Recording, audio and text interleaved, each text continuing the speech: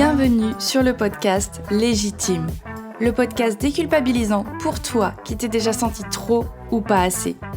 Moi, c'est Clémentine, je suis coach confiance et estime de soi et je t'accompagne à reconnecter avec qui tu es, assumer ta personnalité et enfin te libérer du regard des autres. Mon objectif, que tu fasses péter tous tes verrous, que tu oses être toi et que tu ailles à fond vers la vie de tes rêves. Retrouve chaque semaine des conseils, des clés, des retours d'expérience pour booster ta confiance et comprendre enfin que tu as de la valeur et que tu es légitime. Alors, tu es prête ? Aujourd'hui, je reçois Amel Ballan, psychopraticienne et hypnothérapeute spécialisée en psychotrauma et neuroatypie. L'objectif d'Amel, c'est d'avoir une approche safe et inclusive pour toutes et toutes afin de rendre la santé mentale accessible, y compris sur les gros sujets comme les traumas et l'attachement par exemple. Son goal ultime, avoir un impact positif sur le monde à son échelle. Aujourd'hui sur Légitime, j'ai l'honneur et la chance de recevoir Amel, avec qui on va parler d'un sujet qui touche tout le monde, sans exception. Amel, tu me diras si je me trompe, mais je pense que tout le monde est touché par ce sujet et pourtant, je suis pas sûre que grand monde soit au courant de ce qui se passe un peu chez soi à ce niveau-là. Mais avant qu'on commence, Amel, j'ai toujours un petit jeu pour présenter mes invités. Juste, est-ce que tu as une petite anecdote originale, un peu marrante sur toi que tu voudrais nous raconter ? Alors une anecdote originale, j'en ai une, et du coup elle m'a sauté un petit peu à la tête là tout de suite. Il y a quelques années, j'ai fait un road trip avec une amie. Donc on était à 2 avec, mon petit chien dans une 206, donc déjà c'était un peu folklorique parce que du coup on dormait dans la voiture et cetera et en fait, la première nuit, on savait pas trop comment ça allait se passer, où se poser, enfin vraiment c'était en mode: «On y va, on verra» et du coup la première nuit, on l'a passée à côté d'un cimetière. Du coup, c'était vraiment un grand un grand parking de cimetière et forcément, on devait bien se laver à un moment parce que voilà, toute la journée sur la route, tu vois le truc arriver. Et donc, ce qui s'est passé, c'est que donc on a ouvert les portières pour que quand même il n'y ait pas de gens qui nous voient quoi que ce soit. Et donc, je me suis lavée avec une petite tasse, un peu genre cow-boy, tu sais, tout en fer, etc. À côté du cimetière avec mon jerrycan d'eau à remplir et essayer de me laver avec. Du coup, voilà, c'était un peu folklorique, un peu beaucoup même, et assez étrange comme situation tout de même. Donc voilà, je pense que c'est assez anecdotique que je pense pour la petite présentation. Yes, j'allais dire c'est un peu glauque quand même. Un peu, ouais. Pas trop à l'aise de te laver et dormir à côté des morts comme ça. Non, pas ouf, d'autant plus que, en gros, qui dit cimetière en général dit chat. Et il y a eu un chat, en fait, à un moment qui était monté sur la voiture. Donc nous, la nuit, on l'entendait qui était sur le toit. Sauf que on est deux filles seules dans une voiture, dans un endroit isolé. C'était pas la première pensée à laquelle qui nous est passée par la tête. Donc je suis sortie avec un couteau de cuisine, prête à devoir me défendre si nécessaire. Et c'était juste un petit chat qui faisait sa life. Donc voilà, double anecdote finalement. Ouais, et puis j'allais dire en plus ton chien, pour l'avoir vu sur Instagram, c'est quand même pas un Rottweiler, donc c'est pas lui qui allait non plus. C'est moi qui allais devoir le défendre s'il se passait quelque chose. OK, bah, c'est bien, ça nous met une bonne entrée en matière. Donc je rappelle qu'elle est psychologue, hein, quand même thérapeute, enfin voilà, après bon, vous en faites ce que vous voulez, mais bon. Bref, aujourd'hui on est là pour parler, alors pas de cimetière ou quoi que ce soit, mais pour parler de style d'attachement. Je sais pas, auditeurs, auditrices, si vous avez déjà entendu parler de ça. Moi, à la base, ça fait pas longtemps que je sais ce que c'est plus ou moins, parce que c'est pareil, je suis pas psy et c'est un gros sujet. Mais je me dis que si on était tous un peu au courant de ce que c'est et comment ça se passe et l'impact que ça a sur notre vie, on tout se passerait beaucoup mieux dans nos relations. Mais ça, on va voir ça avec la spécialiste. Amel, du coup, déjà, pour commencer, est-ce que tu pourrais nous dire, c'est quoi déjà un style d'attachement? Parce qu'on va commencer par la base. Ça peut être intéressant en effet. Du coup, donc un style d'attachement, c'est un mode relationnel qu'on va développer dans la petite enfance. Ça va être appris par les figures d'attachement primaires. Donc de base, c'est les parents, parce que souvent on va grandir avec nos parents, mais ça peut être aussi dans des situations un peu particulières, parfois les familles d'accueil, ou je sais pas, par exemple les grands-parents, les personnes en tout cas qui vont nous avoir le plus souvent avec eux et qui vont être présents dans notre développement, donc comme je disais, dans la petite enfance. Il faut savoir que du coup, le style d'attachement, c'est donc un modèle interne qui va nous suivre tout le long de notre vie. Donc à l'âge d'adulte, on va l'avoir et ce mode de fonctionnement va du coup impacter toutes nos relations. Donc ça veut dire romantique, ça veut dire amical, mais aussi professionnel, même en thérapie. Enfin, à chaque fois qu'il va avoir une relation avec un autre être humain, ça va être notre style d'attachement qui va parfois se rejouer. Ah bon, après, forcément, il va y avoir des petits changements, des petites similitudes parfois, mais aussi des différences, selon aussi finalement notre histoire de vie. Parce que même si ça prend place dans la petite enfance, après on vit quand même des choses, il y a des facteurs extérieurs, par exemple l'école, les amis qu'on va se faire quand on est enfant et même ado, etc. Et ensuite, bien entendu, les expériences en tant qu'adulte, qui vont forcément ajouter un petit peu leur grain de sel dans tout ça. Mais du coup, voilà, donc c'est vraiment un style qui va nous accompagner tout au long de notre vie et qui va déterminer comment on va se percevoir soi, mais aussi l'autre et les relations de manière générale. OK, donc du coup, parce que j'avais entendu que c'était plus généralement, la mère, généralement, chez les enfants. Est-ce que ça peut être, enfin, est-ce que c'est une idée reçue ou? Oui et non, dans le sens où, bien entendu, la mère, surtout dans notre société, je pense, va être plus présente que les autres figures d'attachement. Par exemple, elle va être plus présente qu'une tante, par exemple, ou qu'une grand-mère, ou etc. Mais c'est quand même les deux parents qui vont jouer un rôle dans l'attachement. Et du coup, voilà, donc, en effet, elle a un poids, entre guillemets, plus lourd dans cette dynamique par le fait qu'elle est peut-être plus présente, etc. Mais imaginons, je pense à une famille monoparentale où c'est plutôt le papa, bah là, du coup, ce sera plutôt le papa. Et même si, admettons, dans un autre schéma, c'est plutôt le père qui est plus présent, ben, la figure, on va dire, primaire, ce sera plutôt le père. Donc voilà, c'est un peu à prendre avec un peu de recul, ça dépend vraiment des expériences de tout et chacun. Ouais, OK. Ouais, c'est vraiment par rapport à la présence finalement, enfin la personne qui a été le plus présente, plus impactante en fait dans la vie de Voilà. de l'enfant et puis après plus tard, comme tu dis, d'autres personnes qui vont influencer, Mmh. à l'école. OK, Exact. Du coup, en ça général, marche. forcément, c'est les parents et je pense, par exemple, au cadre un petit peu, fréquent qu'on peut voir dans le sens où c'est beaucoup la mère qui est là et le père qui va peut-être être un peu plus effacé ou ces choses-là. Même si le père est techniquement plus effacé, parce qu'il va peut-être moins participer ou ces choses-là, ça va tout de même avoir un impact sur l'attachement de l'enfant. OK, OK. Parce que justement, est-ce que ça peut avoir un lien sur le fait que parce que tu disais c'est un rapport avec la perception qu'on a de nous et aussi des autres. Donc est-ce que ça peut, voilà, déjà nous influencer si le père est pas trop là ou la mère est pas trop là, peu importe, de se dire: «Ah bah attention, parce il y a des personnes qui seront toujours distantes avec toi», enfin qui vont te c'est un peu Ouais. ça l'idée? Ouais, ouais, voilà, c'est vraiment comment en fait, c'est l'idée de comment les figures d'attachement vont répondre à nos besoins. Donc nos besoins de sécurité, nos besoins d'affection, notre besoin de stabilité. On parle par exemple quand l'enfant pleure, est-ce que du coup le parent va être présent pour répondre aux besoins, du coup, derrière le pleur? Est-ce que, il va être rassuré? Est-ce qu'au contraire le parent va peut-être prendre de la distance? Ou au contraire va lui-même paniquer et être, un peu étouffant quelque part? Donc voilà, c'est vraiment toutes ces petites choses-là qui vont, ben, finalement impacter aussi nos schémas relationnels, dans le futur et en effet, parfois il peut même avoir un peu des dissonances. Par exemple, une mère qui va plutôt être, voilà, dans l'anxiété, alors je dis ça dans le sens où c'est ce qu'on voit le plus fréquemment, mais bien entendu, c'est pas une règle, universelle. Une mère qui va peut-être être, voilà, beaucoup plus anxieuse, beaucoup plus dans la surprotection, ces choses-là et un père qui, au contraire, va être peut-être plus pudique émotionnellement, qui va être, peut-être moins à l'écoute, moins présent, moins dans la réponse, en fait. Bah, voilà, finalement, on a 2 schémas qui sont finalement opposés parce qu'il y en a un qui est peut-être un peu trop là et l'autre qui n'est pas assez là. Et du coup, ben, après, c'est aussi selon l'individu, comme je disais aussi, qu'est-ce qui se passe à l'extérieur avec les autres membres de la famille, à l'école, et cetera.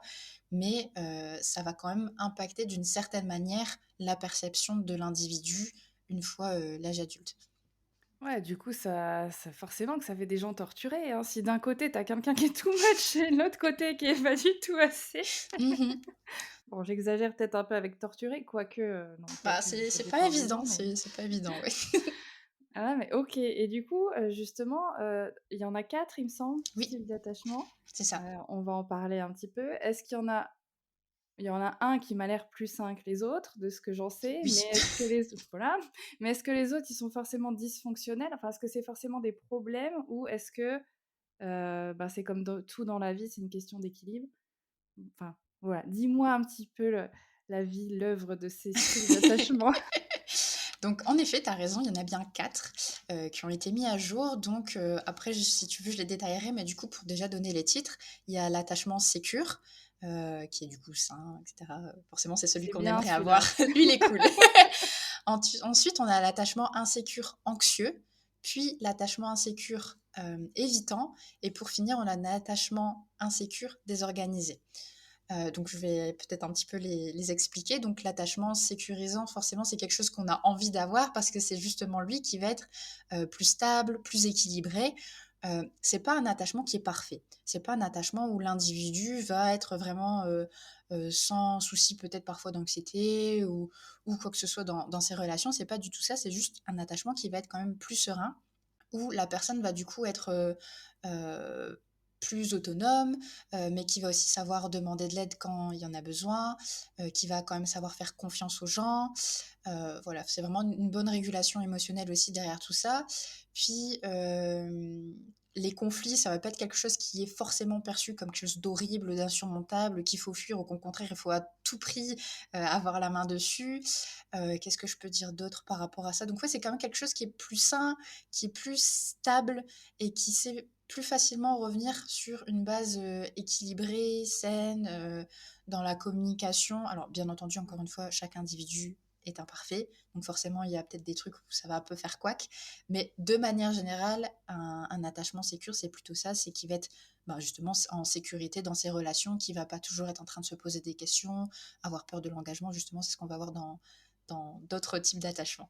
Ok. Ouais, donc en fait, c'est quelqu'un qui, ça n'empêche pas qu'il va peut-être faire une crise de jalousie ou péter un câble, enfin s'énerver sur quelque chose, mais qui va avoir la maturité, le recul derrière, de dire ah attends, ok, qu'est-ce qui s'est passé et on peut en parler ensemble et on arrange la situation. Enfin, Voilà. c'est pas tout de suite la panique.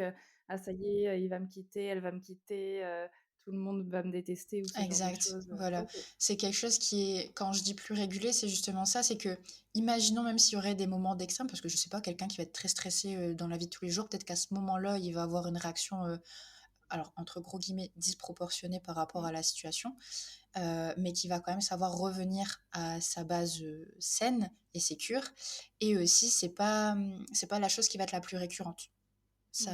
Son mode par défaut, ça va pas être ça. C'est possible qu'il va y avoir des petits pets comme ça de temps en temps, mais c'est pas son mode par défaut. Ouais. Ouais, parce que du coup, j'imagine que comme il, on va dire, lui, la personne, bon, peu importe, a moins peur du conflit, du coup, il en parle avant. Du coup, tu vas pas à la limite, je pense, à la rupture puisque, tu plus de ben, tu te sens plus, sécure à échanger avec les autres, Ouais. et Mhm. j'imagine que c'est aussi ça qui fait qu'effectivement, de temps en temps, ça pète un peu, mais, c'est pas ton mode de conduite, quoi. Oui, voilà, c'est ça. OK, ça marche. Donc ça, c'est celui qu'on a tous envie de viser parce que ça a l'air Exactement. un peu sympa, c'est un peu plus agréable, c'est Oui, c'est ça, c'est clairement ça.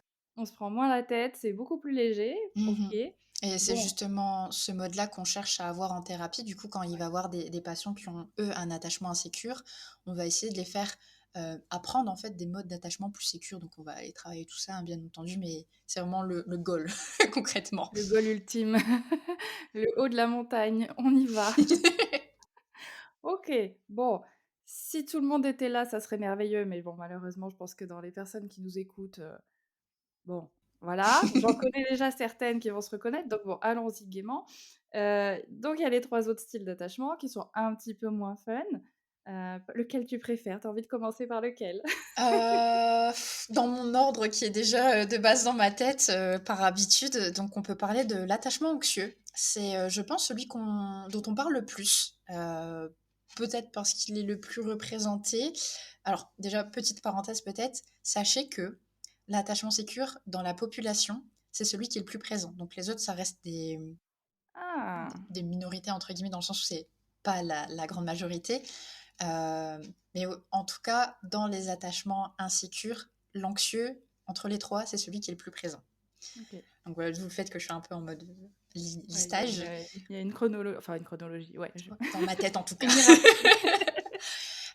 Du coup, donc l'attachement anxieux, c'est un petit peu ce qu'on voit beaucoup en réalité, je trouve. On en parle plus et il y a beaucoup plus de gens qui en souffrent du coup et qui sont peut-être plus verbales dans ça, justement, parce qu'en général, ce type d'attachement et d'anxiété, c'est le besoin d'être rassuré, le besoin Voilà, la peur d'être abandonné, le besoin parfois de contrôle, la peur des conflits, la jalousie parfois, mais aussi de la dépendance affective et ça aussi pendant un moment on en parlait beaucoup donc d'où le fait que ça a été plus mis en avant. Mais c'est aussi des personnes qui vont du coup, par peur en fait, d'être dans des situations douloureuses, d'être abandonnées, d'être rejetées, vont du coup essayer de se suradapter. Donc ils vont être hyper vigilants, ils vont être hyper vigilants par exemple par rapport aux signes non verbaux, par exemple. «Ah ben, pourquoi tu me réponds pas là? Bah là, tu as l'air un peu frustré, est-ce que c'est contre moi?» Enfin, toutes ces petites phrases qu'on peut se dire. Donc voilà, qui va avoir un petit peu ce besoin d'être en hypervigilance, même si c'est inconscient, et qui va aussi se suradapter. Donc ça va être essayer un peu d'être, ben, c'est même pas essayer, c'est être un peu dans le style people pleaser, finalement, de vouloir être là pour les gens, faire en sorte qu'on les apprécie, qu'il n'y a pas de raison qu'on puisse les abandonner ou quoi que ce soit. Donc c'est vraiment quelque chose qui peut parfois du coup être malheureusement étouffant pour les autres parce qu'il va avoir un peu cette tendance à être accroché à la personne, à paniquer et à du coup dans les moments de conflit ou de crise d'être vraiment dans une suractivation finalement de tout ce qui est anxieux. Du coup, voilà, je sais pas si c'est assez clair. Si, si, c'est clair, c'était moi il y a quelques années, c'est très, très clair. Bon voilà, tu te retrouves. Ah, on projette bien, hein, on projette bien. Enfin, moi en tout cas oui, donc je pense que je serai pas la seule à voir, de quoi on parle.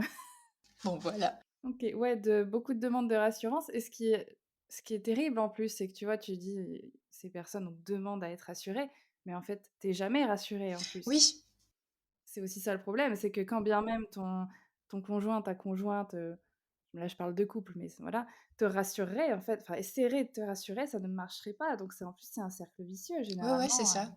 C'est ça, on le verra plus d'ailleurs enfin j'en parlerai un peu plus dans l'attachement désorganisé, mais c'est un petit peu comme si on avait un seau percé et qu'on essayait de le remplir. mmh. Mais forcément, bah, ça coule quoi. C'est essayer de trouver la sécurité qu'on devrait aussi trouver à l'intérieur de soi, parce que bien entendu, on a besoin d'être en sécurité avec nos relations, ça c'est un fait, mais aussi une sécurité interne pour un peu combler justement les trous de ce seau, où du coup, quand nos amis, nos partenaires, etc., vont justement nous apporter ben, des gages d'être rassurés, etc., bah, faut que ça rentre quelque part et pas juste ça s'épuise quelque part d'autre. Et du coup, voilà, c'est parfois un sentiment assez frustrant aussi. Ouais, ouais, ouais. OK, donc ça c'est le anxieux, Ouais. heu et j'ai remarqué aussi, alors pas forcément chez moi, mais sur d'autres personnes autour de moi, alors je sais pas si c'est dans celui-là qu'on va caser ça, mais que du coup, la peur d'être abandonné, généralement, c'est aussi ça qui mène à l'abandon parce que justement, tu vas avoir tendance à tester un peu les gens en face aussi, voir, est-ce que tu vas m'abandonner? Enfin, est-ce que tu vas rester jusque-là, même si moi je suis comme ça, même si je pousse un peu? Mm. Et les gens parfois, ben, voilà, quand ils voient qu'ils essayent de te rassurer, machin, et que ça fonctionne pas, ils finissent aussi par, bah, oui, par partir parce que Ouais, c'est pesant aussi, en fait, ça a cet effet contre-productif aussi de, bah, j'ai peur d'être abandonnée, mais au final, je fais tout inconsciemment, j'imagine, bien sûr. pour être abandonnée, enfin, pour me prouver que je vais être abandonnée. J'ai un peu l'impression que c'est un peu ça parfois. Ça peut arriver en effet. Et puis, je pense même le simple fait que quelqu'un puisse être, alors non consciemment, hein, c'est pas voulu et c'est en partie pas de leur faute, hein, hem, d'être un peu étouffant finalement quelque part parce que, bah, voilà, beaucoup être dans la demande et que, bah, malheureusement ça comble pas le vide. Bah, les personnes, elles peuvent se sentir démunies, impuissantes, avoir l'impression, que c'est pas suffisant ce qu'il apporte du coup à la personne avec ce type d'attachement et malheureusement, en effet, ça peut, bah, mener du coup à des conflits ou une rupture, relationnelle et bah, quelque part, ça va valider justement la peur de la personne de dire: «Bah, voilà, je suis trop pour l'autre, ou pas assez. Du coup, ça prouve que j'ai raison et que personne ne peut m'aimer et que le problème, c'est moi» et du coup, ben, voilà, exactement, c'est un cercle vicieux. Du coup, dans une prochaine relation, dans d'autres relations, il y aura à nouveau ces croyances et ces peurs qui vont se réactiver dans certains moments et bah, aussi rechercher: «Ah bah, dans l'expérience passée, j'ai eu raison. Du coup, qu'est-ce qui me prouve que dans celle-ci, ça va se passer autrement?» Parce qu'en plus, le schéma, il est quand même proche. Et voilà, c'est le serpent qui se mord la queue, mais on tourne en rond par rapport à ça.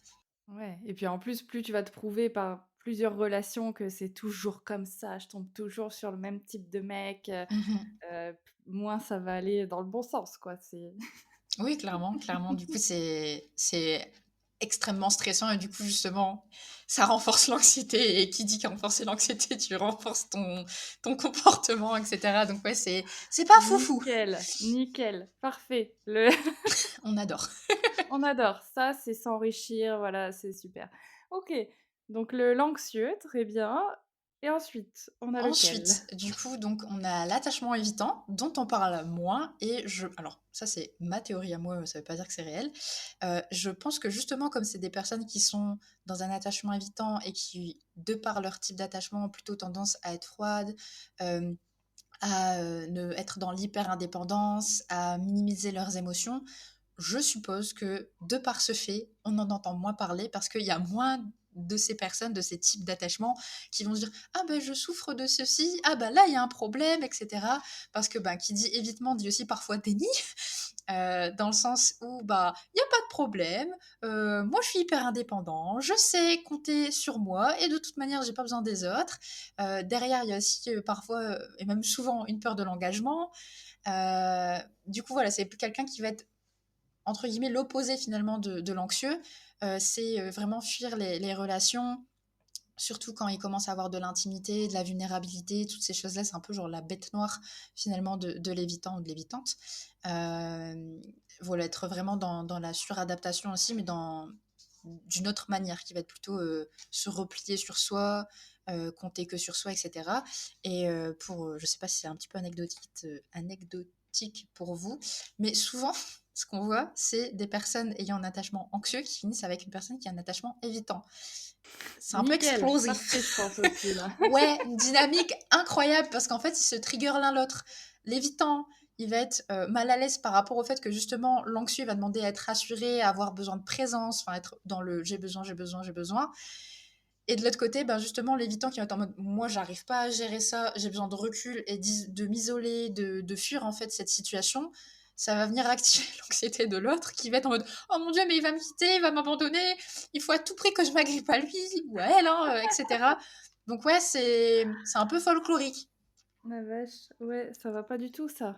Non, c'est C'est c'est pas la bonne combinaison.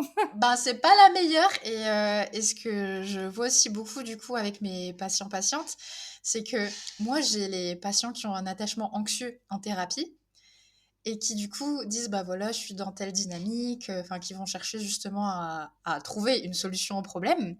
Et de l'autre côté donc ils ont leurs partenaires évitants qui eux donc comme je disais sont plutôt dans le déni et dans l'évitement de tout ça, qui eux du coup encore une fois de par leur prédisposition même si on a tous notre part de responsabilité pardon à certains niveaux vont plutôt dire: «Ah non, mais moi, je vois pas où est le problème. Moi, je pense que c'est plutôt toi le problème. C'est toi qui devrais aller voir un psy et puis, quand toi, tu iras mieux, bah, du coup, tout ira mieux». Parce que je pense que quelque part, dans leur vision des choses, ça va être, bah, l'autre va être plus indépendant, donc on aura tous les 2 notre hyper indépendance de chaque côté et le monde tournera bien comme ça. Mais du coup, ouais, donc c'est beaucoup les anxieux qui cherchent à trouver des solutions et à changer quelque part l'évitant pour que lui aussi, finalement, aille sur quelque chose de plus sécure. Mais l'évitant, il est en mode: «Non, non, ça Tout va va aller». bien, il y a pas de problème, moi je j'ai rien à dire, je sais Exactement. pas de quoi tu me parles, donc Mmh. Et ce que je souhaiterais quand même peut-être ajouter qui est important, c'est que même si peut-être ça se voit moins, parce que justement les évitants sont plus dans le repli sur soi, ça ne veut pas dire qu'il n'y a pas d'anxiété, de peur, de souffrance derrière ce type de fonctionnement, même si c'est peut-être perçu différemment, vécu différemment aussi, mais ça reste un attachement qui est bah, désagréable parce que quelque part, c'est des gens qui restent parfois isolés, qui ont du mal à se faire des amis, tout ça, et qui ben, souffrent par moments de cette isolation et comprennent peut-être pas forcément pourquoi ils se retrouvent dans ces schémas. Et aussi, ben, qui dit ne pas vivre ses émotions dit aussi souffrance d'une manière ou d'une autre. Donc voilà, je voulais dire aussi que c'est pas un peu genre en mode des diables sur Terre ou quoi que ce soit qui des persécutent. robots qui ne ressentent Voilà, rien. exactement. C'est pas du tout ça, c'est un autre type de souffrance, un autre type de fonctionnement. Et voilà, faut aussi prendre ça en compte. Oui, c'est ça, c'est pas parce qu'eux, ils expriment pas, parce que c'est sûr, c'est plus facile comme tu l'as dit, hein, quand, tu arrives comme ça: «Bah oui, moi ça va pas parce que j'ai peur et machin et tout Mhm. et puis il va bon, là, on arrive à voir qu'il y a quelque chose qui va pas, mais effectivement, sur une personne qui est plutôt renfermée, bah, j'en connais aussi pas mal. C'est marrant parce que j'ai plein d'exemples et alors des fois, je fais: «Ah oui, c'est bien ça. Ouais, ça c'est telle personne» Je raconte pas de et bêtises. je suis: «OK, c'est bon». Mais c'est vrai que tu vois que ça se voit qu'elles sont en souffrance, mais elles savent pas trop, enfin certaines en tout cas de mon entourage, hein, parce que je parle pas non plus de généralité, mais tu vois qu'elles savent pas trop, comme tu l'as dit, elles savent pas trop ce qui se passe, mais il y a quand même un problème et puis en plus quand tu leur parles d'émotions ou «Qu'est-ce que tu ressens?» Ouais, J'ai une amie qui m'avait dit ça un jour, elle parlait à son mec, elle fait: «Bah oui, mais je lui ai juste demandé ce qu'il ressentait, c'est quand même pas compliqué». Je dis: «Mais tu sais, ça se trouve, tu lui parles d'un truc, qui il connaît connaît pas, même ouais, entre pas, là, guillemets, ouais. Mmh. c'est abstrait ce que tu lui demandes déjà de base». Ouais, Et c'est vrai que tu voyais que c'était compliqué pour les 2 parce que, bah, lui, il était là genre, «Je je je sais sens qu'il y a pas. quelque chose, mais je sais pas ce que tu veux, Mmh. ce que dois dire». C'est donc Ouais, oui, ouais, je veux bien croire que c'est une souffrance aussi, clairement. on sait que vous n'êtes pas des robots, sans cœur. On le sait. On le sait. Peut-être pas vous, mais nous, on le sait. Voilà, vous le savez pas, mais nous, on sait que vous êtes des petits choux à la crème comme toutes, hein, mais Comme tout le monde, oui. bon, mais faut travailler là-dessus quand même. Clairement, clairement. Mais si vous êtes dans le déni, c'est chiant, donc arrêtez d'être dans le déni déjà. Ah oui. Mais peut-être déjà, quand je pense qu'un truc qui peut aider, c'est d'essayer de prendre du recul quand un proche à nous, qu'on peut quand même faire confiance, en tout cas qu'on sait que c'est pas quelqu'un de malveillant ou quoi que ce soit, qui peut peut-être potentiellement pointer du doigt que, bah, là, il y a quelque chose qui va pas. Mmh. Essayer même, comme je disais, donc de prendre du recul et se dire, bah, comment je vis les choses et tout. Et puis aussi, quelque part, je pense qu'au plus on parlera de l'attachement, comme on est en train de le faire ici, au plus les gens pourront se dire: «Ah mais en fait je me reconnais dans ça». Mmh. Ça peut déjà me donner un indice sur quoi chercher. Peut-être que finalement c'est ça et du coup, une chose en amenant une autre, creuser un petit peu et se dire: «Bon bah, peut-être qu'en effet, j'ai du mal avec les émotions et peut-être que j'ai du mal avec la communication, peut-être que j'ai peur de certaines choses». Donc voilà, petit à petit délier, un peu la pelote de laine, quoi. Mmh. C'est ça. Bah, c'est pour ça aussi que je t'ai invitée parce que pour moi, c'est tellement important de comprendre un peu d'où viennent les choses, pourquoi on fonctionne de telle ou telle manière. On n'est pas tous, fracassés, je veux dire, buggés complètement et tout. Non, il y a une raison Mmh et mh. je trouve que déjà connaître: «Ah, je suis comme ça», enfin en tout cas, bon voilà, que j'ai quelques critères comme ça parce qu'il y a eu ça dans ma vie. Ah oui, OK, bah, maintenant je vais pouvoir agir, je sais, voilà, sur quoi agir, en fait. C'est la première étape, quoi. Si tu as conscience déjà de ça, après c'est génial. Le Mmh. travail va être un peu complexe et ça va pas toujours être agréable, on est bien d'accord, mais au moins tu sais où tu vas et tu sais que tu es, un être humain comme tous les autres êtres humains et avec tes problèmes et tes pètes au casque, mais comme tout le monde, quoi, donc Ouais, c'est ça, c'est l'idée.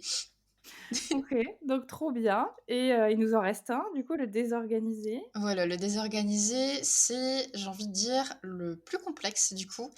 Alors du coup, en fait, le désorganisé, c'est vraiment une ambivalence extrême. C'est pour, simplifier la chose, c'est un mélange en fait du côté, insécure anxieux et insécure évitant. Celui-là, il a souvent, pour base en fait des traumas, des abus, donc c'est, surtout déjà une base compliquée, même si les autres attachements peuvent être aussi résultantes de ça. Mais du coup, celui-là, c'est vraiment souvent, si pas toujours, à cause de ce genre d'événements dans la petite enfance, dans la vie de manière générale. Et du coup, c'est d'autant plus difficile à vivre, que ce soit pour soi ou pour les autres et la compréhension générale, parce que, alors c'est pas un 50-50, c'est pas en mode 50 anxieux, 50 évitant. On est organique, donc forcément ça fluctue selon les situations, selon les relations, selon vraiment plein d'autres facteurs. Mais voilà, du coup, il y a avoir la difficulté à faire confiance, des réactions très intenses au stress, au conflit, une espèce d'hyper-réactivité émotionnelle, mais surtout, en fait, des comportements tradictoires. Euh, Contradictoire, c'est plus français. Euh, Imaginons, il y a un conflit, la personne va du coup percevoir, donc la personne ayant un attachement sécure va percevoir que potentiellement son partenaire ou son ami, enfin l'autre personne, va potentiellement les laisser, comme ça, va les quitter. Euh, Ça peut par exemple trigger plutôt le côté anxieux, donc il va avoir ce truc de non mais reste, mais je vais essayer de faire quelque chose, on va trouver une solution, enfin voilà le côté plus anxieux que j'avais expliqué. Mais en même temps, il va avoir ce côté un peu de rejet si la personne justement elle y répond. je dis que c'est un schéma qui est possible, je dis pas que c'est toujours comme ça. Imaginons la personne, elle va y répondre et bah, du coup, il va y avoir le côté plus évitant, en mode: «Ah non, mais en fait, là, je suis pas du tout à l'aise dans cette situation, j'ai plutôt envie de fuir parce que, bah, là, j'ai de la tension et cetera». Et voilà, c'est vraiment être tiré entre 2 côtés. J'avais une patiente, qui m'avait dit quelque chose qui était très parlant. En fait, elle avait eu, une petite altercation finalement. Il y avait un couac, avec son partenaire et du coup, donc elle était en train de partir, en train de bougonner en fait: «Bah, c'est comme ça, je m'en vais, et puis c'est tout et puis de toute manière, je m'en fous de lui». Enfin vraiment ce côté en mode genre: «Let's go, je m'en fous, hyper indépendante et cetera». Et au moment où elle était en train de partir et qu'elle réalisait que du coup, ben, son copain est encore là-bas, hein, et que du coup, elle allait pas vraiment le voir et tout ça, bah, là, c'est en mode: «Ah non, mais en fait, moi, je veux être avec lui et je veux qu'il vienne et voilà, je veux que ça se passe bien et qu'on se rassure l'un l'autre» et cetera et cetera. Donc c'est vraiment tiré des 2 côtés et d'ailleurs, un autre truc qui pourrait peut-être être parlant, dans cette dynamique, même si c'est avec du coup des bébés, parce que du coup les 1res recherches, de Mary, Ainsworth avaient été faites, c'était avec, la situation étrange, donc c'était avec des bambins.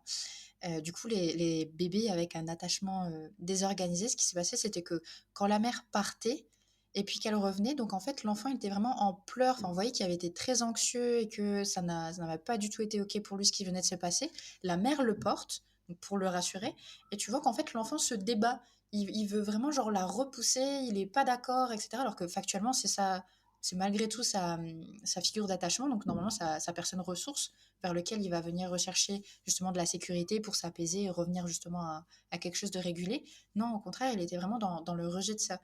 Et c'est finalement, bon, à taille adulte forcément, parce qu'après on fait plus les mêmes choses en général, même si ça peut arriver, c'est ce truc de ben, j'ai envie de quelque chose et je sens que j'ai besoin d'être rassurée et qu'il y a quelque chose qui n'est pas OK, mais en même temps je sais pas trop de quoi j'ai besoin et même si je l'ai, je sens que c'est pas totalement aligné avec ce dont j'ai besoin, donc c'est très, ça amène beaucoup de confusion pour les personnes qui le vivent parce que bah les personnes qui le vivent eux-mêmes ne savent pas comment s'aider du coup, puisque, bah, c'est entre 2 et en plus de ça, la personne en face, elle est un peu démunie parce que, bah, je te rassure, ça va pas, je te laisse de l'espace, ça va pas non plus. Donc bon, je sais pas Tu fais quoi chier faire, à la quoi. fin. Grosso modo, c'est un peu en mode genre, bon, bah, c'est de l'impuissance finalement des 2 côtés et c'est très dur à vivre, c'est très dur à vivre. Effectivement, c'est un sacré bazar ce enfin c'est un enfer en fait Mmh celui-là, mh. parce que déjà les 2 autres étaient pas super funky, mais celui-là, comme tu dis, en fait, tu sais pas sur quel pied danser quoi. C'est Ouais, vraiment souffler le chaud et le froid quoi. Là, littéralement, c'est, «Suis-moi, je te fuis», ouais, le ouais, ouais. c'est terrible. Enfin, Mmh mh. c'est et donc ça, c'est le plus petit pourcentage. Enfin, il y en a quand Ouais, même moins, c'est c'est le plus petit pourcentage. Je saurais plus dire les chiffres, je pourrais te les envoyer si tu veux, si ça t'intéresse, mais c'est un petit pourcentage.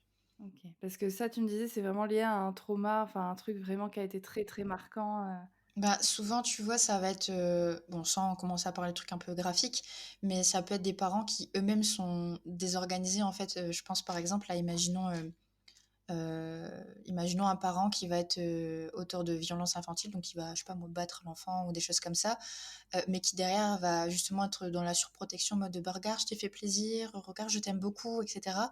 Donc en fait, l'enfant apprend que, bah, déjà, c'est instable, donc on ne sait justement pas sur quel pied danser, mais même plus jeune, ça peut être, un parent qui, enfin plus jeune, je veux dire, mettons un bébé qui du coup n'a peut-être pas encore totalement conscience de: «Ah bah là maman elle a dit ça, là elle a fait ça». Ça peut être un parent qui va, répondre un peu de manière aléatoire aux demandes. Je reprends l'exemple du bébé qui pleure parce que je sais pas moi, il a faim ou que sais-je. Ben, une fois sur 2, le parent, il va être présent pour en effet répondre aux besoins, venir cajoler, et cetera. Ou, d'un coup, il va pas comprendre parce que, ben, en fait, il se fait totalement ignorer. Il y a pas d'interaction aussi, non verbale. On avait pu voir ça aussi dans d'autres études que, ben, l'enfant, il est démuni quand le parent, donc c'était une mère en l'occurrence, venait du coup interagir avec l'enfant, gazouiller et cetera. Puis d'un coup, en fait, elle, faisait une poker face, en fait, elle avait plus de sourire ou quoi que ce soit, c'était vraiment genre neutre et on voit qu'en fait, l'enfant, il était vraiment en détresse, il se mettait à pleurer et tout et puis petit à petit, en fait, il finit par, c'est assez triste en plus à voir parce que au bout d'un moment, il intègre le fait que ça ne sert à rien et comme ça ne sert à rien, bah, en fait, il «s'éteint» entre guillemets, donc on voit qu'il réagit plus, qu'il regarde ailleurs, qu'il essaye de se dissocier quelque part de la situation Et du coup, voilà, c'est ce genre de comportement. Bon, là, c'était une expérience, hein, bien entendu, mais en vrai, on peut la retrouver dans des familles dysfonctionnelles, malheureusement. Et donc, c'est ce côté très aléatoire, très instable, très parfois violent, parce que la violence, ça peut être en effet le faire, taper, etc. Mais ça peut être aussi ne pas faire, donc la négligence. Mm.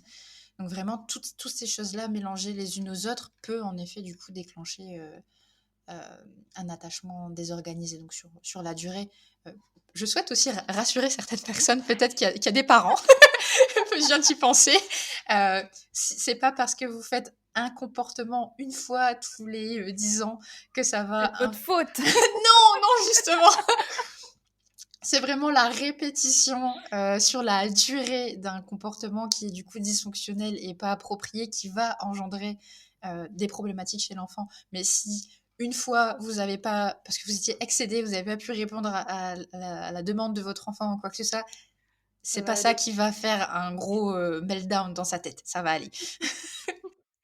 Non, mais c'est vrai que c'est important parce que je vois bien que des fois, je parle à des mamans où je dis un truc, bah oui, sur l'impact, mine de rien, parce que bien sûr que les parents ont un impact sur leurs enfants, que ce soit positif ou négatif, c'est logique.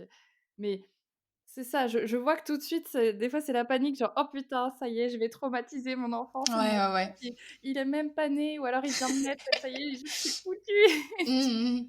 Non, mais du coup, je préfère rassurer. C'est pas parce qu'à un moment vous avez pas su réagir ou pas su répondre ou vous avez répondu un peu à côté de la plaque ou que sais-je, que ça y est, l'enfant va avoir un attachement désorganisé, il va souffrir toute sa vie. Ça va, ça va. Ça va aller. L'important, c'est, la régularité dans votre présence, en fait. Bien C'est sûr. Et puis l'enfant, il a aussi une certaine résilience justement grâce à ses parents. Si, encore une fois, imaginons, il y a eu un comportement qui n'était pas folichon et que ça aurait pu être mieux, si derrière c'est quand même rattrapé, entre guillemets, ou bah, si, ça peut être expliqué à l'enfant s'il est en mesure de comprendre, ça peut être voilà, être présente, etc. En fait, donner le sentiment de sécurité, de stabilité, tout le tralala, c'est bon. Même des enfants qui peuvent vivre des événements traumatiques, admettons, je pense aux enfants qu'ils avaient vus le 11 septembre, Mmh. quand justement ils ont des figures d'attachement, de ressources, en fait, des personnes ressources sur qui compter, qui vont pouvoir justement expliquer, soutenir, etc. C'est des enfants qui, même s'ils ont vécu un événement traumatique, dans le sens où ça avait un potentiel traumatique, ne finiront pas traumatisés. Et donc avec des problèmes derrière, comme l'attachement, etc. Ouais, c'est ça, en plus, c'est en fonction de la perception de l'enfant, enfin oui, de l'enfant et de l'entourage et tout. Un événement traumatique ne sera pas forcément traumatisant Exact. pour tout le monde, en fait. Ouais, Mhm. OK. C'est ce que je disais à une amie l'autre jour, je lui disais: «Mais tu sais, ton enfant, ça se trouve, il sera pas traumatisé le jour où tu vas lui gueuler dessus, vraiment fort parce que, bah, voilà, tu pété un plomb», bon, ça arrive. Mais ça se trouve, il sera traumatisé parce que t'as pas payé la sucette, au supermarché et que Oui, ça dépend vraiment de la perception. Et bon, après, forcément, il y a des degrés, hein, on se doute. oui, oui, Euh, oui. mais oui, c'est pas un événement isolé qui va forcément créer un traumatisme chez l'enfant. Ouais et puis si c'est vraiment, bah, voilà, comme tu dis, isolé et que ça revient pas ou en tout cas qu'il y a, voilà, cette volonté d'expliquer, de recadrer et de pas laisser l'enfant, enfin, en tout cas, de prendre sa responsabilité aussi, de Oui, dire: oui, «Bah, oui, oui. maman ou papa, il ou elle a fait ça», bon, bah, voilà. Mais rassurez-vous les mamans et les papas, ça va bien se passer. Déjà, si vous écoutez et que vous prenez conscience de ce qui peut bien se passer ou un peu moins bien se passer, c'est déjà très bien, je trouve, C'est vrai. c'est déjà très bon signe. C'est vrai, je suis d'accord. OK, donc ouais, on a donc ces 4 styles d'attachement qui sont, bon alors on rappelle le goal, hein, on y va, le sécure, hein, de toute façon c'est dans le nom, hein, ça donne envie d'y aller et donc les 3 autres, comment on fait pour un peu travailler dessus? Alors évidemment chacun a sa spécificité j'imagine et puis bon, la thérapie sera toujours je pense, enfin, une des meilleures solutions mais heu comment on fait déjà peut-être, est-ce que tu as d'autres pistes un petit peu pour repérer vraiment Ouais, des comportements? Et puis qu'est-ce qu'on fait avec ça, déjà ouais. pour essayer de se soulager un petit peu? Oui, bah oui. Bon, déjà, forcément, en effet, prendre conscience de c'est quoi potentiellement son style. Alors, parfois, c'est pas évident de reconnaître son style d'attachement parce que, bah, on sait pas trop, hein, on n'est pas professionnel et tout, et c'est normal. Donc, pourquoi pas voir un thérapeute ou parfois, il y a alors, vérifier ses sources, mais parfois, il y a des petits quiz qui peuvent être faits. Je sais que j'en avais trouvé un qui s'appelle le ECRR, donc il me semble qu'il y a une version en français qui est disponible. Mais en tout cas, ça peut donner une idée, de dire, bah, en effet, je colle peut-être plutôt de ce côté ou plutôt de l'autre côté, etc. Donc, avoir une idée de ce qu'est notre style d'attachement. Donc, c'est plutôt par l'introspection, la thérapie, comme je disais. Une fois qu'on sait un petit peu, voilà, admettons, je sais pas, je prends un exemple lambda, imaginons, bah voilà, j'ai fait cet exercice-là, je me trouve plutôt dans un attachement anxieux. Ok, bah maintenant, qu'est-ce que je fais? Je vais chercher mes déclencheurs. Est-ce que c'est les conflits? Est-ce que c'est quand j'ai peur de... Enfin, quand je perçois que j'ai potentiellement possibilité de me faire abandonner? Donc voilà, essayer de retrouver tout ce qui peut être un déclencheur. Parfois, les silences aussi. Bah là, il me parle pas, ou là, il a pas répondu, ou ces choses-là. Donc, trouver ces déclencheurs, ça va être aidant déjà, petit 1, pour se connaître, mais aussi, du coup, pour travailler la régulation émotionnelle derrière. Donc, est-ce que là, ben, en effet, je me sens en insécurité, j'aurais peut-être besoin, déjà, en premier temps, de me rassurer moi. Donc, ça peut être me rationaliser. C'est pas parce que X n'a pas tout de suite répondu à mon message que ça veut dire qu'il me déteste. Ne serait-ce que se dire ça, peut-être qu'il est occupé, peut-être qu'il n'y a pas l'espace pour le moment de me répondre ou quoi que ce soit. Donc voilà, se rationaliser et aussi quelque part responsabiliser l'autre. Si j'ai fait quelque chose qui n'était pas OK, c'est aussi à l'autre individu d'avoir la responsabilité et la maturité de dire bah là en fait ce qui s'est passé c'était pas OK pour moi. Donc voilà, vraiment essayer de travailler sur toutes ces petites choses-là. Donc comme je disais, la régulation émotionnelle, se rationaliser, travailler sur son anxiété. Mais c'est pareil pour les autres attachements. On va reprendre l'évitant parce qu'il y a un peu délaissé en général. Euh, Ça peut être, voilà, là, je constate que je suis dans un sentiment de repli et même peut-être de rejet de la personne, peut-être même parfois dans une désactivation de l'attachement, de dire, bon, ben voilà, je la mets à distance, j'ai envie de me couper, tout ça. Bah, déjà, reconnaître ça en mode, est-ce que c'est vrai ou est-ce qu'il y a peut-être un élément déclencheur? Qu'est-ce que je ressens finalement? Essayer de se reconnecter à ses émotions, de voir les besoins qui ont peut-être pas été entendus derrière, peut-être des peurs qui ont été réactivées, que sais-je. Mais voilà, avoir ce côté aussi bah, de s'aider soi finalement. Et aussi un truc qui est très très aidant et qui en réalité c'est j'ai envie de dire le truc le plus aidant, c'est de réaliser en fait des expériences qui sont correctives. C'est-à-dire quand on va s'entourer de personnes, on va essayer d'avoir des personnes sécures de préférence. Euh, Non, non, que des désorganisés, évitons, on y va, on se fait une une petite petite armée. réunion là, un dîner de cons, mais avec que les anxieux, évitants et désorganisés, ça va être fun. Ouais, je conseille pas. ça peut être ça Ça peut peut être en très mal vrai. finir. Bah, en réalité, ça peut être hyper intéressant parce que, imaginons, je sais pas moi, un groupe de parole ou quelque chose comme ça, un groupe de soutien, ça peut être hyper enrichissant parce que, bah voilà, on va pouvoir se retrouver dans les comportements des autres, s'enrichir, etc. Mais c'est vrai que si c'est dans notre quotidien et que malheureusement on n'a que des personnes avec un attachement insécure autour de nous, ça va pas nous Ça va être rassurer. chaud, hein. Ouais. Ça va pas trop s'écouter autour de la table. Voilà. Mais du coup, donc voilà, s'entourer de personnes qui sont plus sécures et bah, être, comment dire ça? Un peu s'entraîner à faire preuve de vulnérabilité. Et de voir que finalement, il y a des personnes sur cette terre qui sont chill, qui sont sécures, qui vont pas partir du jour au lendemain, qui vont pas nous étouffer, qui vont pas toujours être des grosses sources de trigger ou quoi que ce soit. Donc ça, on peut le retrouver dans les amitiés, parfois dans les collègues. Il y a peut-être aussi des personnes sécures dans notre famille, voilà. Mais aussi en thérapie, puisque peut-être qu'on n'y pense pas forcément, mais même si c'est un cadre assez spécial, parce que ben voilà, on est dans une relation de soins quelque part, ça reste un peu, pour certains en vrai, et même pour certains de mes patients auxquels je pense, ça reste le premier endroit où ces personnes peuvent expérimenter justement un attachement sécure. Parce qu'il ne faut pas se leurrer, on est deux humains, on se voit 1 heure, parfois 2 fois par mois, on crée du lien factuellement. Et du coup, donc voilà, ça peut être le ou la thérapeute qui va être la première figure d'attachement sécure, de montrer que ben, en fait, je peux faire confiance à un autre être humain, la personne ne va pas partir, elle va me laisser m'exprimer, il va y avoir une communication saine, etc. Même si, oui, c'est une relation de soins, ça reste une relation humaine où je peux expérimenter des choses qui vont être positives pour moi, enrichissantes, etc. Donc voilà, si jamais vous n'avez pas d'amis, vous n'avez pas de collègues, vous êtes isolé, vous pouvez avoir un thérapeute. Ça peut être ça. Tout n'est pas perdu. Voilà, on peut encore sauver quelque chose. Soyez Euh, rassurés. Mais du coup, voilà, donc réaliser des expériences correctives, comme je disais, donc avoir des expériences qui vont prouver l'inverse finalement que bah, c'est OK de s'attacher à quelqu'un dans n'importe quel cas de style d'attachement. C'est ce côté de dire la relation peut être un endroit sécurisante, elle va pas être source de douleur ou d'inquiétude ou quoi que ce soit. C'est possible que ça arrive et malgré que ça arrive, ça revient à quelque chose de stable et de sécurisant. Donc, parce que c'est ça, c'est pas en mode ah bah voilà, la personne elle m'écoute, tout est beau, tout est joli. C'est montrer aussi que dans les périodes qui peuvent être conflictuelles, dans les moments où on va être trigger ou quoi que ce soit, qu'il va y avoir un déclencheur d'anxiété, bref, ben malgré ça, je peux constater que c'est possible que ça se passe bien et que ça va pas être source de punition, de rupture, de toutes ces choses-là, de violence ou quoi que ce soit. Ça peut être sain. Donc voilà, donc je voulais dire ça. Et puis, bah, du coup, le travail thérapeutique, ça, je l'avais déjà dit. Puis, je pense que c'est un peu logique, dans le sens où on va y penser en premier dans tous les cas. Ouais.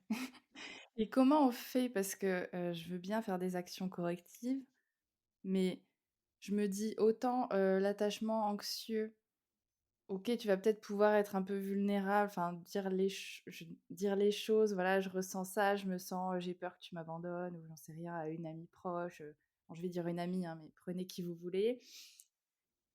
Mais genre l'évitant, hem, enfin je sais pas en fait, comment on fait? Parce que je me dis ça paraît simple, enfin ça paraît logique comme ça, oui, bah oui, j'ai des amis et tout, mais comment ils vont me prouver? Puisque si moi j'ai peur qu'ils m'abandonnent, comment je vais, est-ce que je les implique directement et je leur dis: je suis en expérimentation?» heu, comment comment on fait pour parce que sinon enfin, je vois une amie en particulier qui était comme ça et en fait, que ce soit avec ses amis ou avec ses mecs, c'était toujours, «Il va falloir qu'il me prouve, il va falloir qu'il me prouve» et à un moment donné, elle pousse, elle pousse, elle pousse et ça finit toujours de la même manière. Donc je me dis: «Comment Mmh. elle» tu vois, à quel moment elle peut se dire: «Ah bah oui», même si la personne elle est là, elle est encore là et que ses amis sont encore là et que ça capte pas, Ouais, je comment comprends. Mmh. Bah, ça revient en plus à ce que je disais tout à l'heure par rapport au saut percé, dans le sens où, ben oui, les gens parfois sont en train de faire des pieds et des mains pour nous aider, mais ça fonctionne pas. Et c'est pour ça que justement, les choses précédentes que j'avais expliquées, donc mieux se comprendre, mieux se connaître, et du coup aussi s'aider soi, parce que c'est important en effet d'avoir des relations saines et sécures autour de nous, parce que bon, on a besoin des autres. Mais c'est aussi important qu'on soit pour soi-même une relation saine et sécure.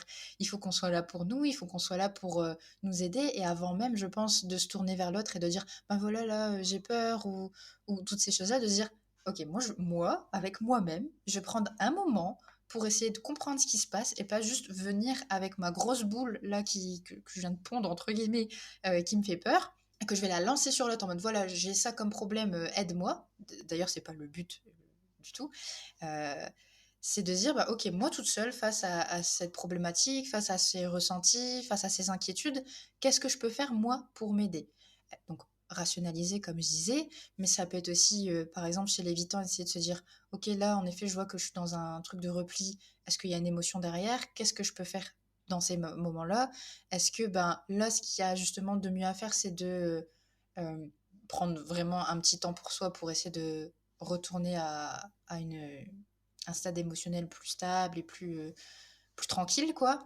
Ou est-ce que, bah, au contraire, vaudrait mieux que là, j'aille en parler à l'autre personne pour bah, déjà expliquer, et quelque part, juste expliquer, c'est aussi faire preuve de vulnérabilité, aller voir l'autre personne et dire que, bah voilà, là, je me sens finalement assez en confiance pour, même si ça fait peur, mais je te fais confiance et j'essaye de te faire confiance pour venir et te dire que, bah, peut-être que là, en fait, je suis dans un mouvement de retrait et je sens que j'ai ce mouvement de retrait et cette peut-être envie de me détacher de toi parce que X, Y et Z. Mais du coup, je fais ce pas en avant. Et du coup, c'est ce mélange des deux choses, c'est ce mélange de céder soi et d'avoir le soutien des autres qui va venir réguler en fait l'attachement. Parce que par exemple, si on reprend ce truc de oui, voilà, je viens, etc., ben l'autre, je l'espère, va du coup pouvoir avoir une réponse saine et sécure de ok, j'entends, est-ce que tu veux qu'on en parle un peu plus? Est-ce que tu as besoin de quelque chose? Enfin voilà, et du coup, bah, ça peut être aussi du coup une expérience corrective parce que ben, il y a eu une chose positive qui en est sortie. C'est pas en mode, bah, l'autre personne va péter un plomb parce qu'elle pense que je vais l'abandonner. En fait, je peux jamais dire ce que je pense. Ça va être, bah, en fait, là, je peux faire preuve de vulnérabilité avec cet individu. Et donc, ça me rassure sur le fait que je peux être entendue et que derrière, il n'y aura pas de conséquences négatives pour moi. Donc voilà, c'est vraiment, faut pas dissocier ces deux aspects de s'aider soi et d'avoir le soutien des autres. C'est vraiment, pour moi, deux choses indissociables. Et finalement, j'ai envie de dire que si on se pose que sur l'un ou que sur l'autre, c'est continuer à rester dans son schéma d'attachement parce que la personne qui va seulement se poser sur les autres, ils vont pouvoir corriger mon attachement, ben on retrouve l'anxieux. Et si on le truc de moi, je compte que sur moi-même, etc., on retrouve l'évitant. Yes, yes, yes. Non, mais c'est vrai que c'est en plus, c'est un truc que je vois en coaching, enfin, c'est ce que je leur dis à chaque fois, bah, on va travailler, bah, exactement pareil, qu'est-ce qui se passe? Tu as besoin de quoi? C'est quoi tes limites? C'est quoi tes besoins? Qu'est-ce qui s'est passé? Est-ce qu'il y a des limites ou quoi que ce soit? Parce que justement, c'est exactement ça, c'est tu vas pas aller dire ce qui va pas puisque de toute façon, si tu pas au courant de ce qui va pas et pourquoi tu as pété un plomb, Bien sûr. on va foncer dans le mur et ça va aider personne. Mais c'est vrai que du coup, oui, c'est ça. Il faut avoir vraiment cette volonté aussi de travailler bah, sur soi. Enfin, oui, Mhm. moi, j'ai besoin de quoi? Qui je suis? Qu'est-ce que je veux? Pourquoi ça me met autant en PLS? J'avais dit à une cliente une fois, tu sais, si tu t'énerves parce que la tasse, elle est à côté de l'évier et pas dans le lave-vaisselle et que tu pètes un plomb pour ça, alors oui, ça paraît disproportionné, mais c'est qu'il y a quelque chose derrière, forcément, d'un peu Tout plus à fait. profond que juste une tasse. Ouais, qu'est-ce qu'elle représente la tasse pour toi, quoi? C'est ça, qu'est-ce que ça veut dire derrière? Mais du coup, c'est ça, c'est vachement intéressant d'aller comprendre, OK, il y a quoi caché derrière tout ça? Je remarque qu'il y a un truc qui est pas normal ou en tout cas, il y a tellement d'émotions fortes de mon côté que s'il y a forcément quelque chose à comprendre en tout cas. Ouais. Et derrière, bah oui, comme tu dis, on a besoin des autres, donc essayer de tester avec des personnes justement, bah, qui ont l'air safe, qui ont l'air, bien dans leur basket. Mhm. Et justement, ça m'a fait venir une question. Tu parlais tout à l'heure des couples qui, sont, anxieux, un anxieux et un évitant. Heu, Comment ça se passe s'il y en a un bon, tu disais l'anxieux, généralement, c'est plus lui qui va essayer de régler, enfin d'améliorer les choses, pour soi et puis pour le couple. Mais comment ça se passe s'il y a toujours, en face, un mur? C'est à Alors, un moment, faut enfin bon, ça va pas être comment dire ça? ouais, c'est ça. C'est que, bah, je sais qu'on n'a pas envie d'entendre ce genre de choses et même quand je le dis à mes patients en prenant des pincettes et cetera, parce que Va ça falloir prendre une vient décision. bah, c'est un peu ça, et justement quand c'est des personnes ayant un attachement anxieux, parfois ils ont justement ce truc de dire: «Je sais que je suis pas bien là», mais c'est tellement compliqué, toutes les mécaniques qui se jouent derrière, que c'est pas juste en mode: «Bon, ben, j'ai conscience et donc je fais». Mmh. Donc je sais très bien que quand je parle avec mes patients qui, ont un attachement anxieux et qui sont dans une dynamique avec un évitant et que l'évitant, malheureusement, ne se bouge pas les fesses, Évite bien, bien, bien. voilà, qu'il est professionnel en évitement, quoi. Bah, en vrai, il y a pas grand-chose à faire parce que ce qui me fait de la peine, moi, de mon côté, c'est de voir que l'anxieux fait vraiment tout son possible pour changer, devenir justement, quelqu'un de plus agréable et cetera, et quelque part, j'ai envie de dire que c'est encore une fois de la suradaptation à l'autre pour qu'il soit perçu comme moins gênant, moins, concrètement casse-couille quoi, moins, étouffant et cetera. Donc c'est encore de la suradaptation à une personne qui, en face, de toute manière, à ce jour, ne changera pas. Mmh. Donc ce qui se passe, c'est que en réalité, il y a que 2 possibilités dans ces situations. Soit l'évitant finit par en prendre conscience et du coup, essaye de s'améliorer, fait un travail thérapeutique, un travail sur soi, essaye voilà de s'ouvrir un peu plus, à l'autre personne et cetera et cetera. Même si forcément c'est des dynamiques qui sont compliquées parce que comme je disais, ils se triggerent l'un l'autre. Donc c'est pas comme si c'était un évitant avec un sécure et un anxieux avec un sécure. Donc voilà, c'est plus challengeant. Donc soit il y a un travail des 2 côtés et du coup, bah, voilà, ils peuvent se rejoindre. Pourquoi pas faire de la thérapie de couple, hein, avec, justement des thérapeutes qui sont aussi formés à l'attachement. J'ose espérer que les gens qui font de la thérapie de couple sont formés à ça, sinon ça me paraîtrait un peu bizarre, mais bref, je vais faire ma parenthèse. Tu vas ouvrir un truc là, la boîte de Pandore. Je vais faire genre j'ai rien On dit. veut pas savoir. Ce serait vraiment très étrange. Mais bref. Donc voilà, soit les 2 individus font un travail sur eux et en effet, c'est possible que ça parte sur quelque chose de très sain et voilà, tout ira mieux. Soit il y en a que un qui fait le taf et ben, faut arrêter de se voiler la face, mais en fait, ça va droit dans le mur concrètement parce que Ouais. l'autre va de toute manière toujours se faire trigger et donc il va prendre de la distance et l'autre est toujours en train de se suradapter et factuellement, en plus, changer son attachement et aller vers quelque chose de plus sécure, ça se fait pas en 3 jours. Ça Non. prend beaucoup de temps. Même avec toute la volonté du monde, ça prend beaucoup de temps parce que c'est quelque chose qui, je le rappelle, date de la petite enfance. Hem, donc voilà, en fait, je pense que tant qu'il y a pas les 2 personnes qui font leur taf de leur côté, personnellement, je suis assez pessimiste. Ouais, ouais, ouais. Disons qu'à un moment donné, oui, si l'autre il se réveille pas un petit peu, ou qu'il voit quand même que ça il y a quelque chose qui change en face et qu'il se dit: «Ah ouais, peut-être que du coup, moi, il y a un petit truc qui merde aussi, peut-être que je vais peut-être que je vais entrouvrir la porte, sait-on Ouais, jamais?» c'est déjà ça. Ça serait Mais déjà mais bon, comme tu dis, si c'est des personnes qui sont en plus vachement dans le déni et genre: «Moi, tout va bien et c'est pas moi le problème, mmh. de toute façon, j'ai pas besoin de voir un psy», Oui, bah, oui. Après, ça existe, hein, il y a oui, il bah, y en tu a te quand dis. même, il y a des gens qui sont évitants et qui viennent en thérapie et qui, voilà, travaillent dessus et voilà, ça va. Peut-être que c'est pas les premières personnes qu'on va rencontrer, ça, c'est sûr. Comme je disais, ils sont moins prédisposés à, mais voilà, il y a quand même des gens qui font des efforts, qui essayent justement même de faire preuve de vulnérabilité envers eux-mêmes, finalement. Mmh. Et puis après, avec un thérapeute, parce que justement, le fait qu'il y a pas d'attachement, pur et dur, C'est parfait. ça va mieux. Mais du coup, voilà, donc c'est techniquement possible. Après, forcément, il faut qu'il y ait du travail entre les deux. Et ce que j'ai aussi envie d'ajouter, si c'est OK, c'est que faites attention à... Est-ce que, oui, c'est en cours d'évolution.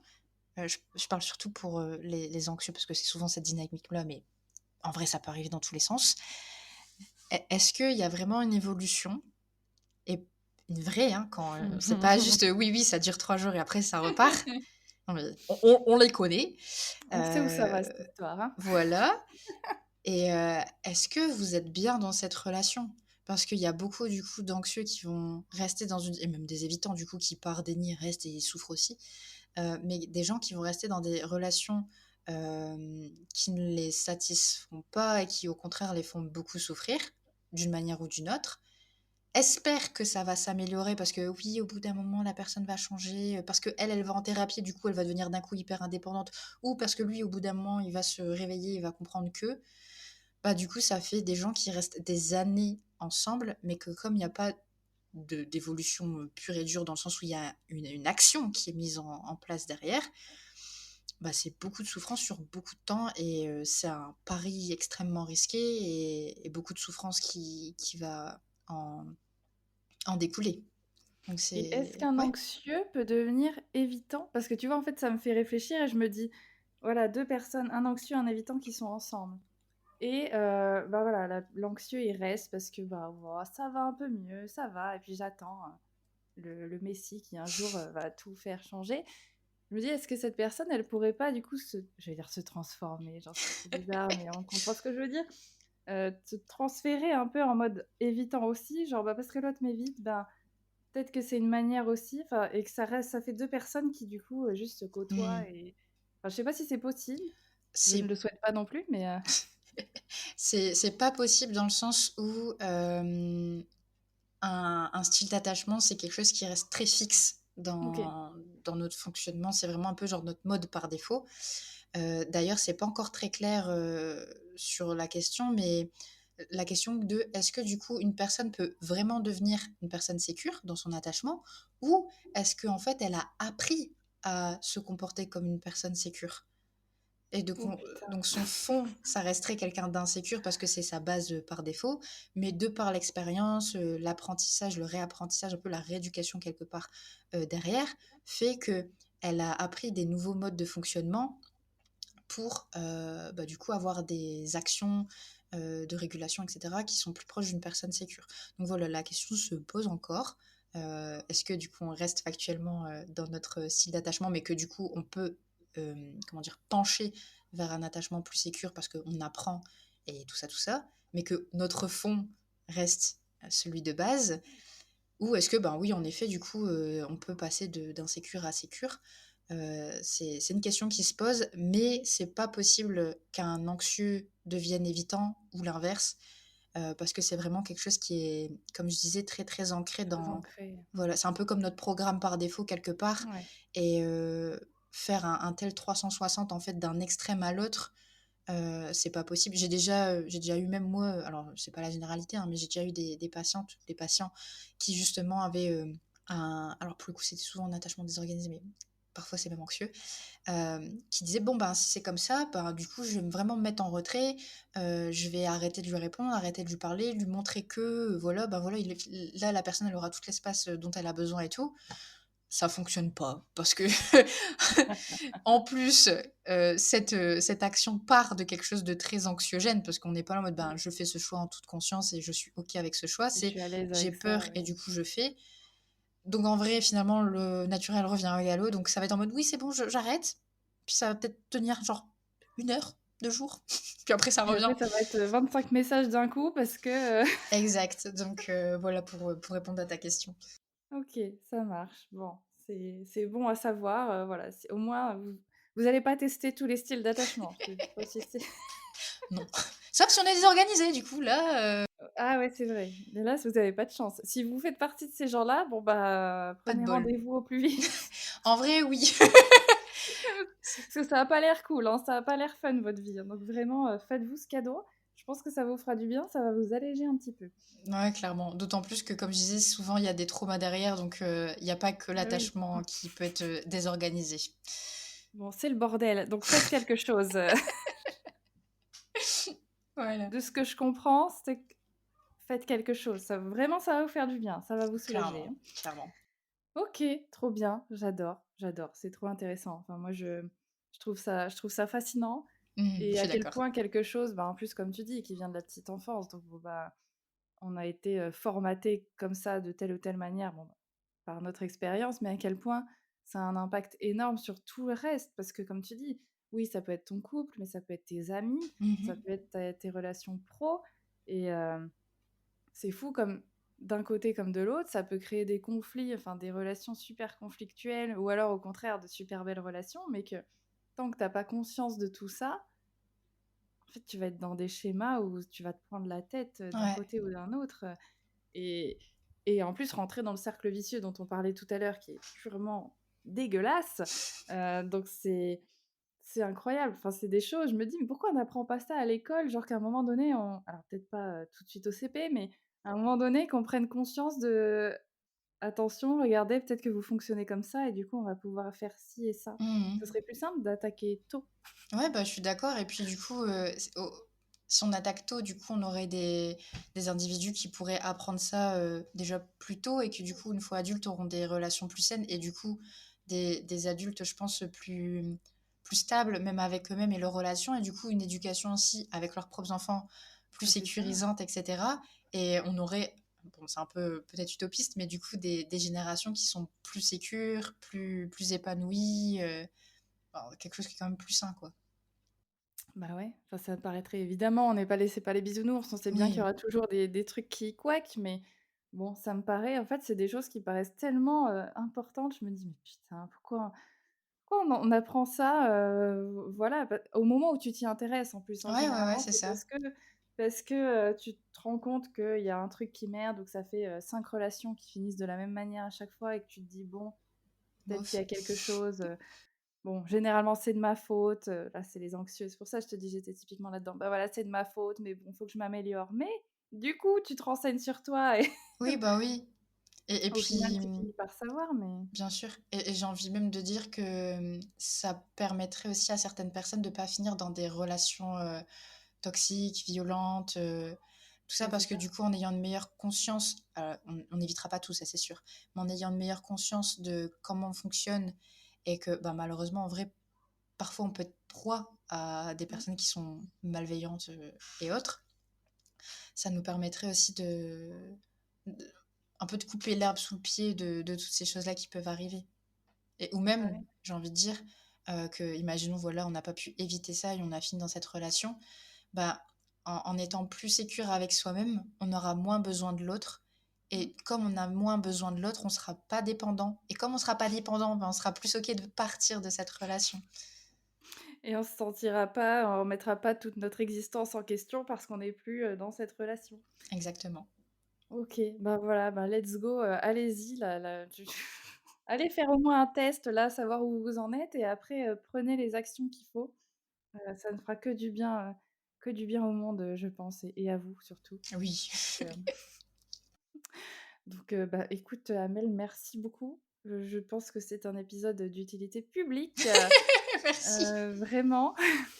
C'est gentil. Bah, merci à toi de m'avoir invitée. Je suis contente d'avoir pu en parler, notamment que ouais, ça me fascine aussi beaucoup et enfin, je suis d'accord avec toi sur le fait qu'on devrait en parler beaucoup plus et sensibiliser plus sur ce sujet, etc. Donc, je suis contente d'avoir pu le faire ici. Ça rejoint mes valeurs. Donc, merci beaucoup de m'avoir permis enfin, de m'avoir offert, pardon, cette opportunité. Avec plaisir et du coup, si on a envie de prendre rendez-vous avec toi parce que justement on se dit: «Putain, tu es, attachement désorganisé, c'est la merde, c'est la panique, je ne sais pas quoi faire» ou évitant parce que les petits évitants qui nous écoutent, allez-y, ça sera safe et tout.